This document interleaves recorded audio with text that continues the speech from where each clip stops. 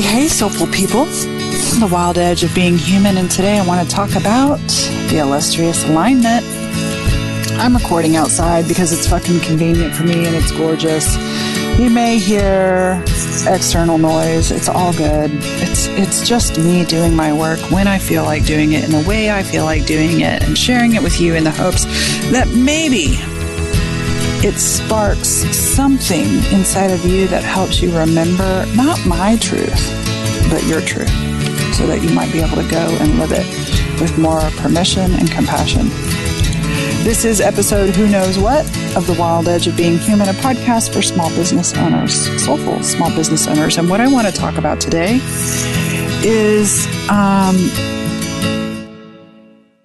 some bullshit I see people doing to themselves in the personal development industry. I get it. I've done it to myself, and I'm completely over it. There is no filter about this stuff anymore. And it's not about making these people wrong, and it's not about making you wrong. It's about pointing out some suffering that we are stepping into suffering that need not be. And so in the past 10 days, I've had 2 clients come to group calls, suffering, shaming, and self-condemning because they were not in alignment. I'm not in alignment. I'm not in flow. Struggle, struggle, struggle. And there is so much shame about not being, once again, this imaginary, laid down by capitalism, picked up by us. We pick it up. Somebody else lays it down. This not enoughness. This you're doing it wrong. This white knuckling, gripping to grow, gripping to get in alignment. And it's actually the thing that's keeping you from finding your flow and your alignment. You're trying so hard to be the good, aligned, soulful business owner. I get it. When we're in flow, when we're in alignment, it feels fucking good.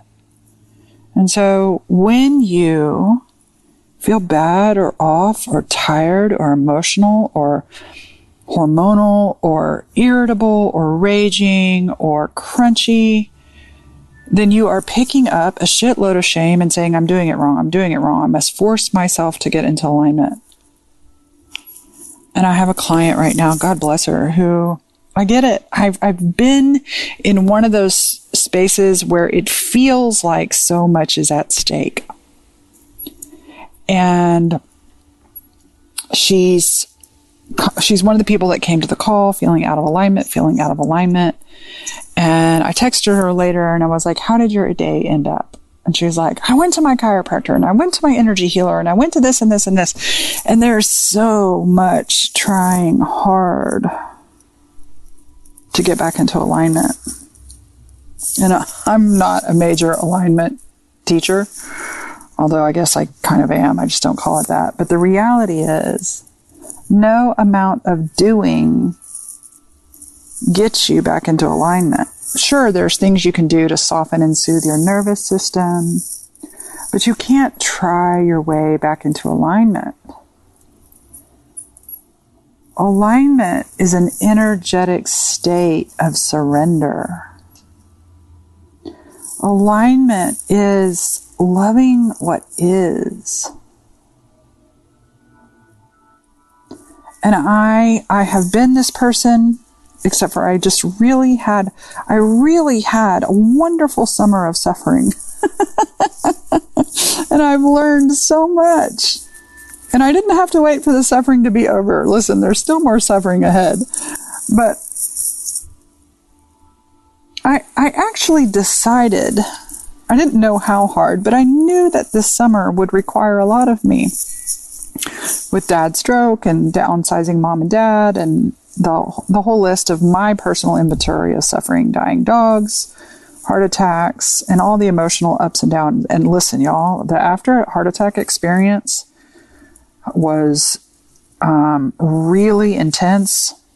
The doctors send you home and they say, eat a Mediterranean diet and get some more cardiovascular exercise. And they don't say you're literally blow your emotions apart and you can now feel everything. And so beware and get some psychological help.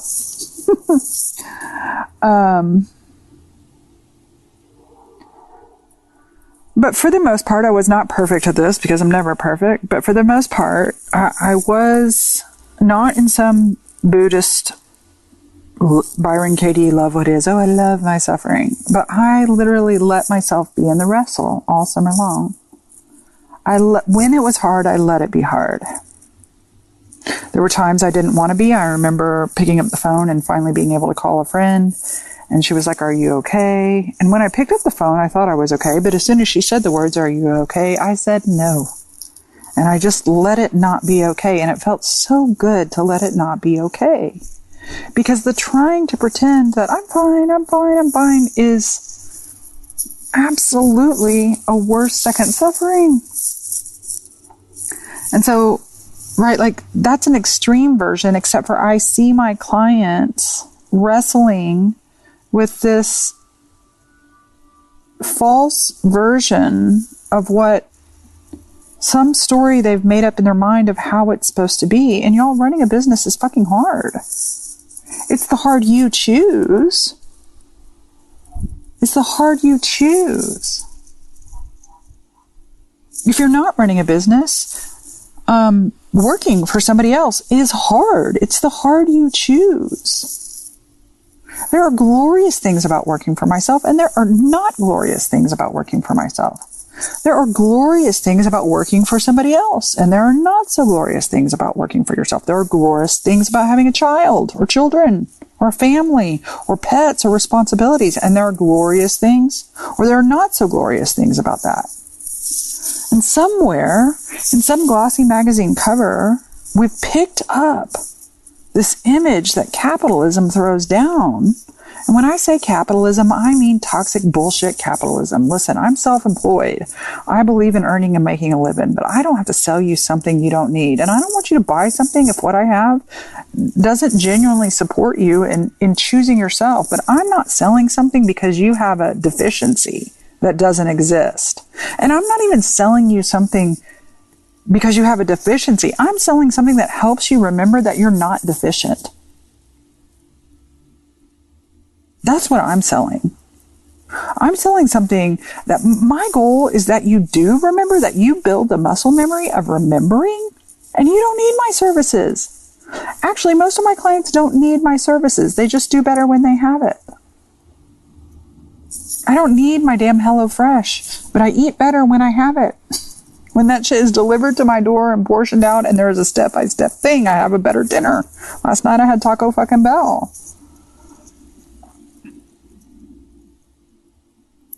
But most of you have some story in your head, and I just kind of want to lovingly shake you and say it's okay to be out of alignment. It's okay to be crunchy. It's okay to be off. It's okay to not be. And what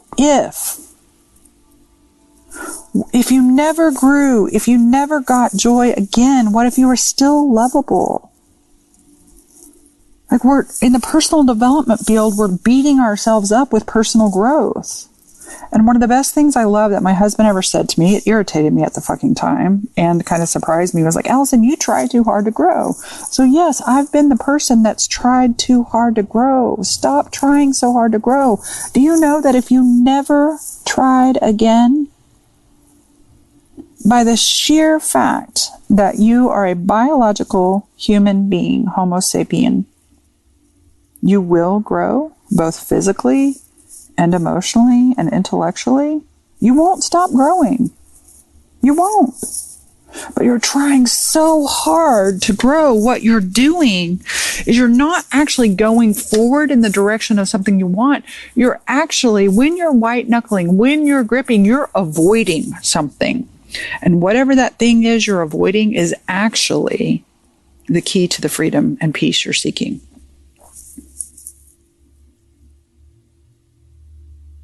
You want to be wealthy? You better not hate poverty. You better not hate your own poverty, your own debt,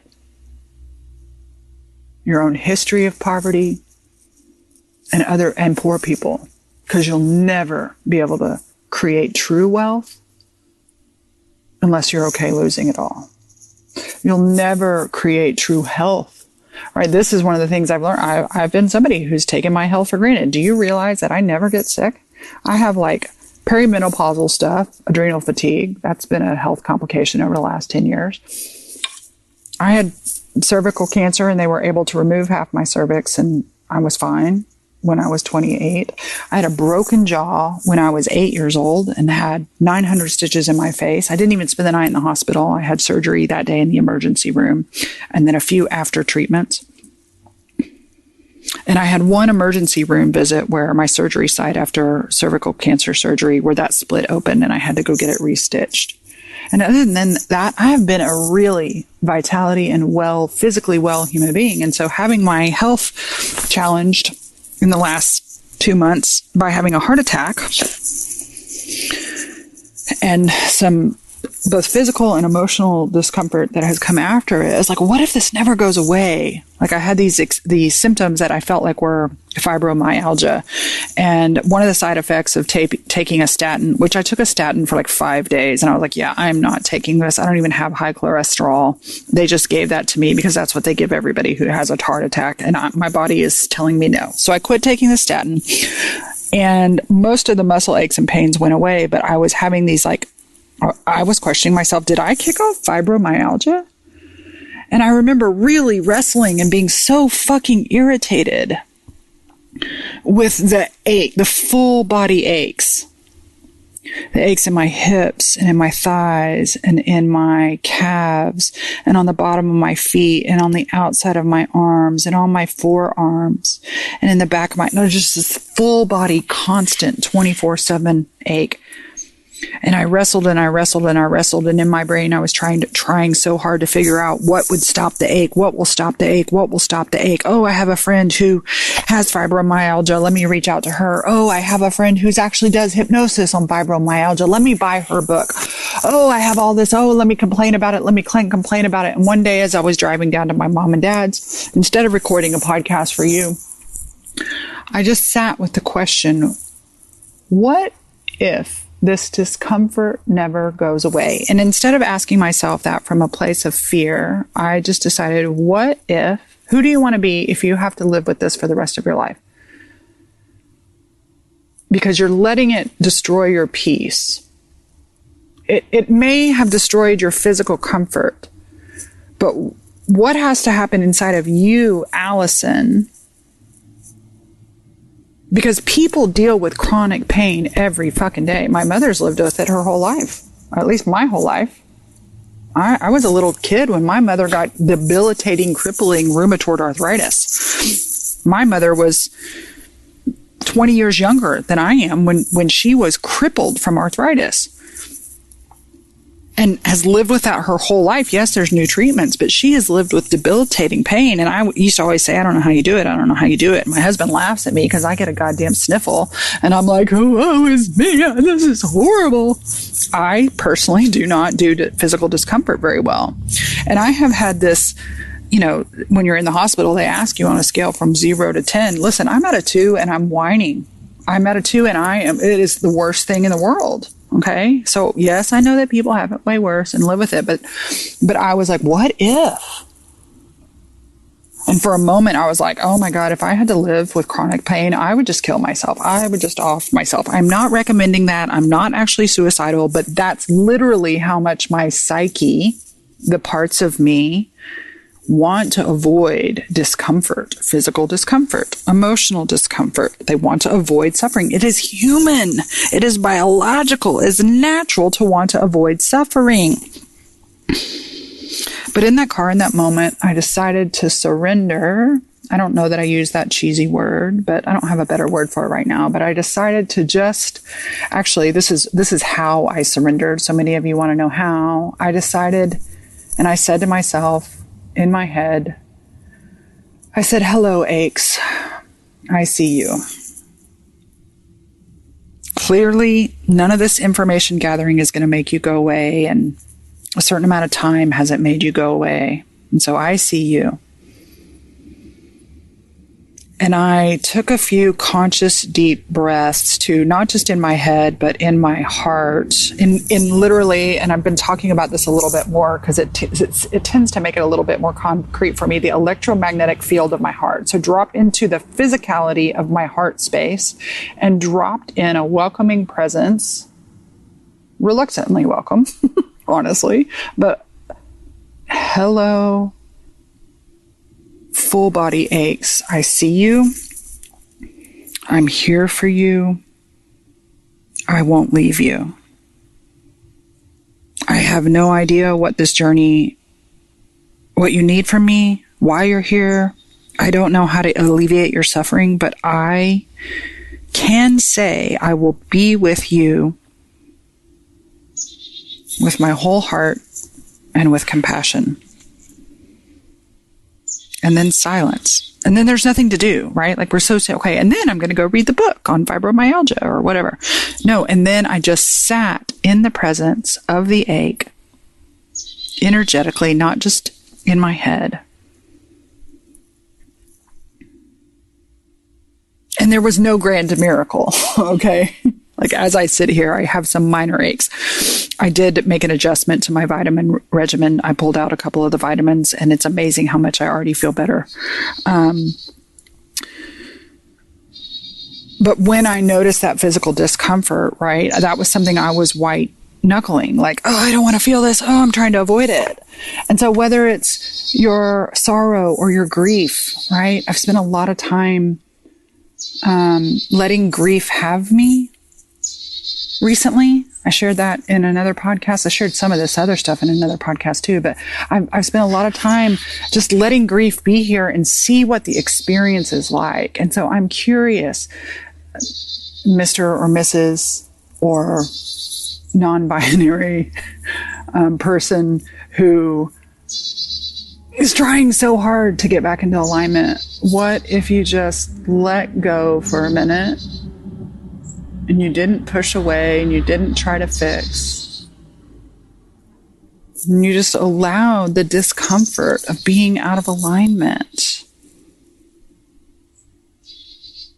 And I always tell my clients in the IFS world, right, we're like, one of the things we do is we welcome all parts, and then we're supposed to conjure some self-energy. And I know what personal development people are like. Y'all are all trying to conjure 100% of self-energy.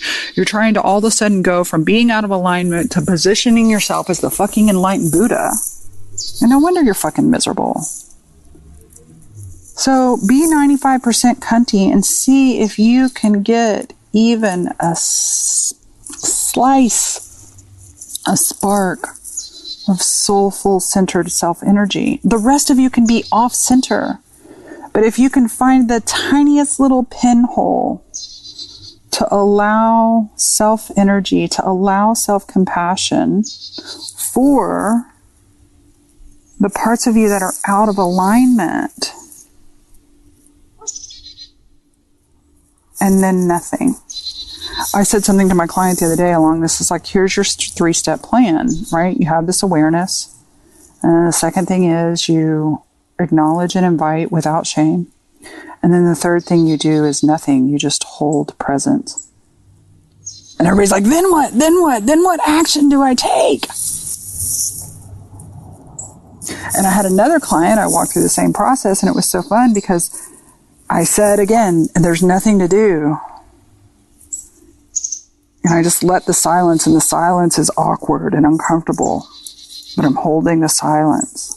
Not for some wise answer from my client, like we're taught to do in coaching, but I'm holding the silence for my client to just be in the feeling of being with the anxiety.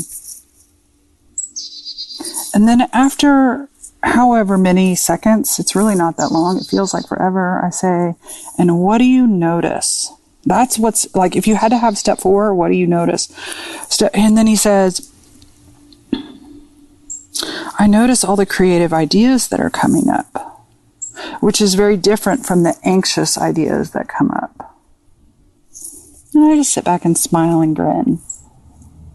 And we don't even have to peruse the creative ideas, because I know that they will come. And so, dear loving, wonderful one. I'm like you. I have a little plaque that I think it was Marie Cohan. When Marie Cohan's kids were in my kindergarten classes, I think it was her who gave me this little bronze wall hanging, and it says, I am still learning from Michelangelo. I get you. You love learning. It's fun. It feels good. And in so many ways, being right aligned and being perfect and being flow has been your greatest gift. But that's not enough anymore. And I'm not saying you're not enough. I'm saying be willing to suck at something. Be willing to wobble in business. Be willing to wobble in your marriage. I'll tell you this. I don't normally talk about these kind of things, but there are parts of me that when I have conflict with my husband, and not even what the world, like just a little gritch at each other, there are parts of me that are like, oh, your marriage is over. It's horrible. Like even the slightest bit of conflict. And I have a part that's like doom and gloom. And the other day I was just like, Allison, what if you just let you and Bill be off? Like sometimes we're in sync and sometimes we're out of sync. And sometimes when I get out of sync, I get anxious attachment parts start coming up. I'm like, oh, what's wrong? Nothing's wrong. You're fucking married. Sometimes it's fun. Sometimes it's shit. That's normal. You're comparing yourself to some Martha Stewart artificial non-existent version of marriage, and ask anybody who's genuinely been married for years. It's not always fucking pie and roses. It's not always beautiful emotional attachment. Sometimes it's like, I don't get you. Why are we married? And it doesn't mean you don't love each other, right? Like these are things I have to remind myself. And so I just be present with, it's okay for us to be off. We still love each other. It's okay for us to be off and I still love him and he still loves me. I've been telling my clients and teaching them these mantras. I am anxious and I love me. I am out of alignment and I love me. I am an emotional mess and I love me. I'm in the middle of all my trauma. I'm in a dark night of the soul and I love me. I'm grieving and I love me. My dogs are irritating the fucking shit out of me and I love me. And I may share more of this in public. You don't have to. That's not the point. The point is not sharing in the public. I do that because it's part of my calling and my soul work. I don't need you to do it in public like I do, but I do need you to do it in your own head and your own body. Listen, when you do this, there are going to be parts of you that, as soon as you start giving self-compassion to especially the wild edges of you, the fringe parts of you, the parts that a lot of society has pathologized. And if you don't know what that word means, it means made wrong. Okay? And there's so much that is absolutely fucking normal in this world that marketing and shitty capitalism has made wrong. Especially if you're a woman. Especially if you're a marginalized person. And the coaching world and the personal development world is not above this. I'm not above it. I'm sure there's I'm literally making wrong people that are making wrong. So I'm making something else wrong. We can't escape it. You're going to have parts that go, oh, this doesn't feel safe. This is not good. You're doing it wrong. Right? And so it's okay to even add another layer, say a part of me feels like I'm doing it wrong and I love myself. It will not feel natural. If you have spent a lifetime of telling yourself you're doing it wrong, you better fix it now. When you switch and begin practicing the muscle and mental memory of I'm a mess and I love me. I'm emotionally unstable right now and I love me. I'm anxious and I love me. I am flailing and I love me. I'm out of alignment and I love me. I'm crunchy motherfucker and I love me. Then the next layer is going to come up and go, you're doing it wrong. A part of me thinks I'm doing it wrong and I love me and physical presence. So dear one, if you are out of alignment, that's okay. It's okay to be out of alignment. You are nature, not a machine. You are nature, not a machine. And nature has cycles. Nature goes in circles, and you will have cycles. I can't tell you what those cycles are, and they're not going to fit on your calendar, and they're not going to fit in your schedule, and they're not going to fit with some man-made thing. It's okay to have, I used to always say ebb and flow. This was one of my early mantras, ebb and flow. The flow always comes back. But you don't have to force flow. It's fucking abusive. Be so fucking tender with yourself. Okay. I'm not sure what week this podcast is coming out, but I do want to invite you to consider coming to be, here's the thing. This is right for you. My coaching membership program is right for you. If I was talking today to a girl I work with and have conversations about what I do and how I do it, because I have to remind myself. There are so many bits of information out in the world, but here's the thing. I love talking business, but I'm not leading with the business part. All right. Honestly, if I were to show you all my testimonials, people say, I came to work with Allison for strategy. I got you on the strategy, but I am not leading with the strategy. And frankly, you really don't need my fucking strategy. I think it's fun to talk about strategy. I think it's fun to talk marketing from time to time. I love it. It's exciting. Personal business is personal business. There, that was it, right? I just said it. Freudian slip. Like business and growing through the vehicle of my business is just juicy for me. And so, yeah, I got some business moxie I can share with you, but most of my clients are like me. They're actually my peers. I'm not above or beneath them. They are other human beings who do not need another $30,000 fucking mastermind to spend money on. Aren't y'all tired of that? Aren't y'all tired of spending thousands of dollars for coaching? Aren't you tired of thinking, oh, if I only had a new website. Oh, if I only had this specific coach. And then you write this goddamn giant check. And then 3 weeks later, you're like, I don't need this. These aren't my people. Now I'm fucking stuck in a contract. I don't know. That's what happened to me. And those of you who don't know, I spend an obscene amount of money on coaching. And I spend an obscene amount of money on coaching that I don't need. And these days, I actually don't spend money on the coaching. I spend money on implementation projects. I spend money on other experts implementing certain things for me that I'm not going to implement. And you don't have to spend that much money. So I was like, well, let me create this program. I'm sick of spending money. So what if I didn't have to be a fucking dick like the oil companies and take advantage of people? Everybody can go and blame Biden for high oil prices, but you realize it's the goddamn capitalist companies who are increasing profits. I got plenty of profit margin. I don't need to raise it just to swing my big dick around.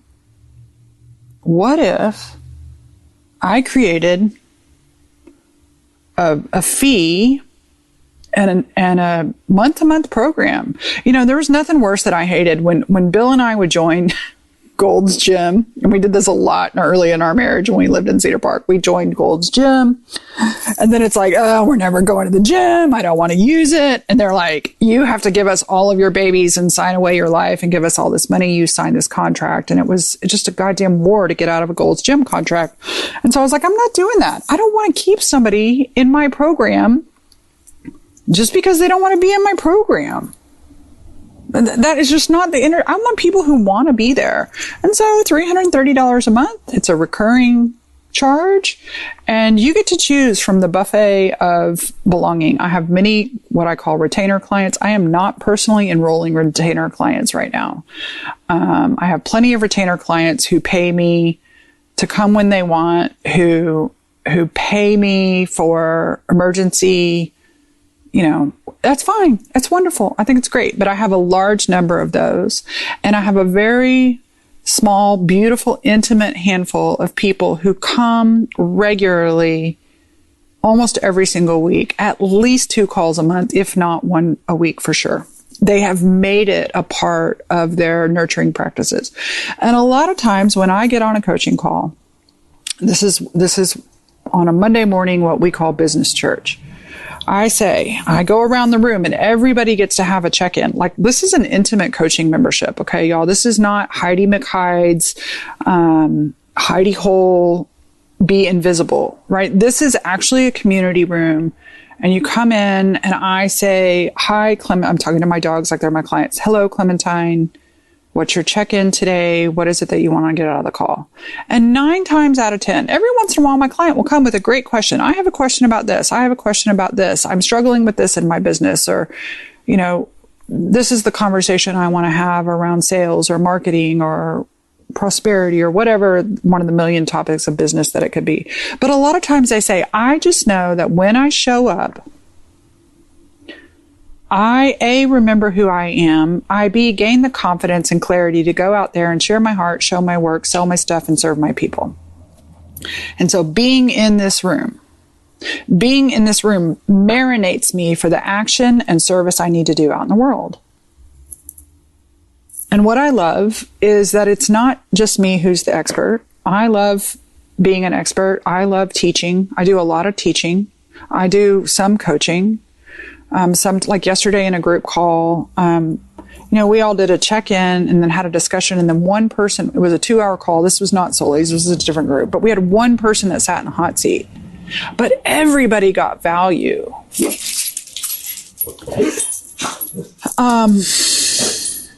Yeah. So I keep Soulies small. I keep the group small. I do not want thousands of people. I'm not here to fucking scale. Please don't send me a goddamn message about scaling either. I'm so tired of those emails, y'all. But if you are an experienced business owner who needs a place, wants a place. Leroy, come on.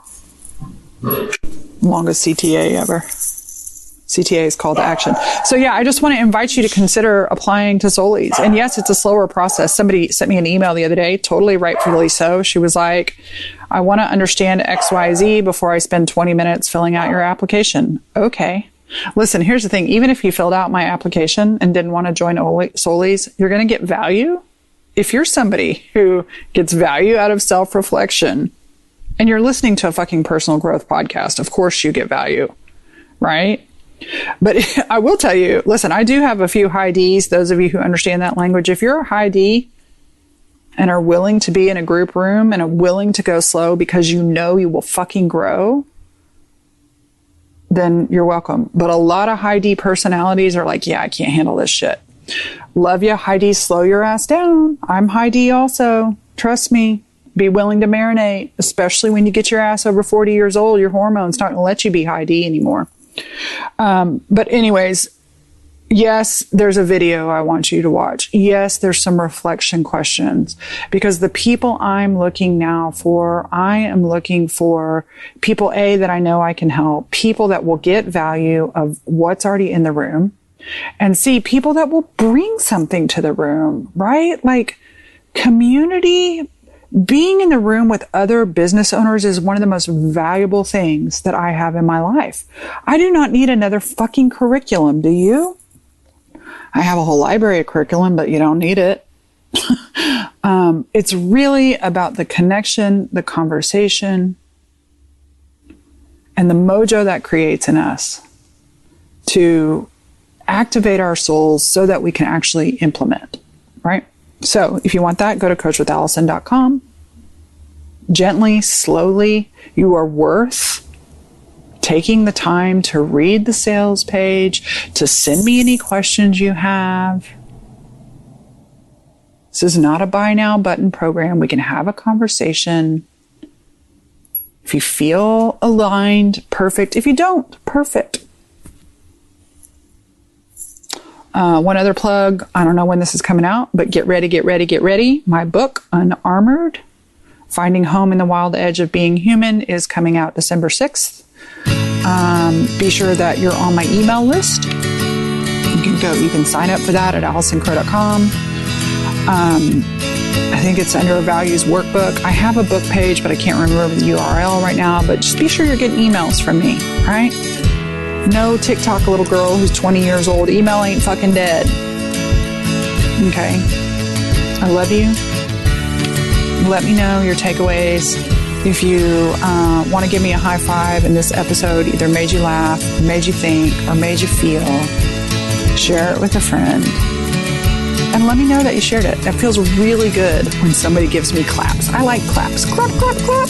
Love ya. Bye.